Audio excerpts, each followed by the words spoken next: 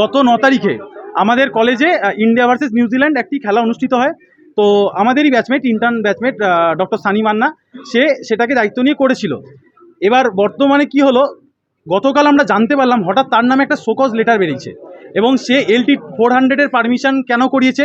প্রথম এখানে যেটা জানার বিষয়, ও LT 400-এর পারমিশন করায়নি। তাহলে হচ্ছে কি, নিশ্চয়ই ম্যাডামের কাছে কোনো একটা রং ইনফো এসছে বা রং ইনপুট এসছে। এই রং ইনপুটটা ম্যাডামকে কে দিয়েছেন? যদি রং ইনপুট এসেই থাকে তাহলে ম্যাডাম কেন সেটাকে ভেরিফাই করেননি? তার মানে কেউ বা কারা কি ম্যাডামকে সেই রকমভাবে চাপ দিচ্ছেন? তাহলে কি খেলা পারমিশন নিয়ে দেখানো হয়েছিল এবং সেখানে একজন স্যারের সিগনেচার আছে উইথ প্রিন্সিপাল স্যারের সাথে হয়তো ওভার দ্য কল কথা হয়েছিল। যেহেতু আমি এখানে প্রেজেন্ট ছিলাম না, আমি পরবর্তী জিনিসটা জানি এবং সেই জায়গা থেকেই বলতে পারি যে ছেলেটার নামে ওখানে সিগনেচারটুকু নেই সেই ছেলেটিকে তাহলে শোকজ করা কেন হলো? ভেরিফিকেশন কেন করলো না?